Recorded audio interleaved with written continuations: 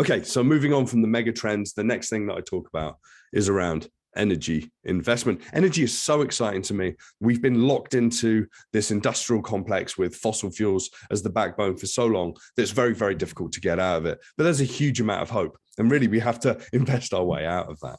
There's some speculations from people like Carl Burkhart from Stanford that says, okay, if we can get together as 139, 140 different countries around the world, start making good decisions about regulations and policy and investment together, we can wean ourselves off very quickly from our reliance on fossil fuels towards renewable energy sources, wind, solar, rooftop photovoltaics, which is interesting because of the decentralized nature of that, hydro, also geothermal as well. Someone was talking about Iceland in the chat earlier, and I went to Iceland and saw a tomato farm that was purely run from geothermal energy for both its electricity production and also the warming of the greenhouses. It's hugely fascinating to me. But what's really interesting is that we can invest to shift ourselves towards renewable energy production in the world and suddenly find ourselves with the majority of energy produced that way in a clean sense. And they actually find that $1.8 trillion of investment could deliver over $7 trillion of benefit. It's actually been proven it's cheaper to run renewable energy infrastructure than it is to run fossil fuel infrastructure. So that's worth bearing in mind as well. One particular great example of this working in recent years has been the Hornsdale wind farm down in southern Australia. They're having troubles providing consistent energy down there. And Elon Musk and Tesla and the CEO of Tesla Solar stepped up and said, okay, we can help you implement a battery farm, one of the biggest battery farms in the world, where we can store that energy and we can implement that in less than 100 days. What was interesting was this sales pitch happened on Twitter and it was implemented.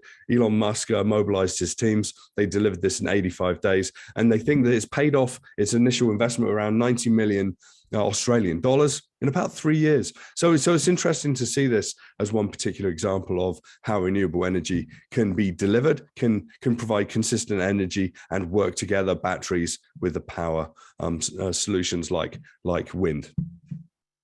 But if we look at agriculture, there's been a trend of farmers, leasing their land to energy companies to put solar panels on them.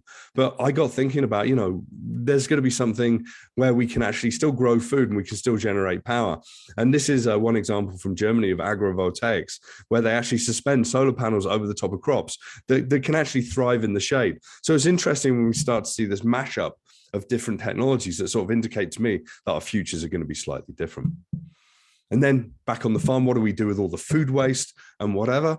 Well, we can actually put that in anaerobic digesters and use that to generate methane. They can be used to generate power. And these farmers can then sell that power back into the grid, and that can be a revenue source as well as powering their farm as well. It's hugely exciting. I think energy is going to be one of those sort of income streams for farming operations going forward.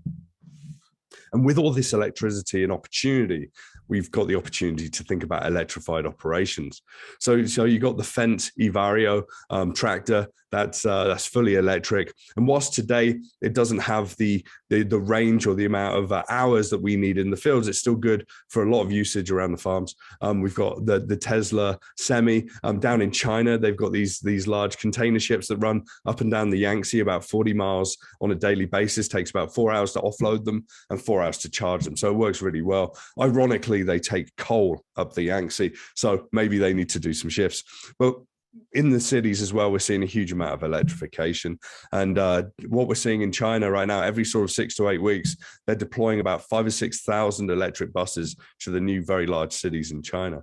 So we're going to see an overarching shift in the vehicles that you drive for personal use. I drive an electric vehicle all the way through to farming operations, logistics and such like. But what's really interesting is what's coming down the line. We've already got the internet. We're already used to being able to connect to people all over the world.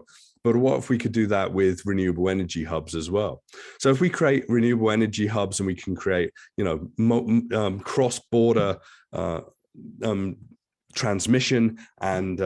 transmission and trading of energy in real time, then we can get ourselves to a point where renewable energy can actually be reduced down in price. And literally, we're going to be paying for the delivery of that energy rather than the production of it. This is a global supergrid, and this is an idea of how the world could be around about 2050, 2060. It's already happening in Asia across 5 different countries. It's already happening across the North Sea. There are challenges in North America with the national grid. A lot of this needs to be resolved. So do watch that space, certainly. But what if? What if we electrify operations? What if we consider energy flow agreements and making money from the energy we produce through agricultural operations? What if we decentralize renewables so that we don't have to draw any energy off the grid? And what if there is that global supergrid?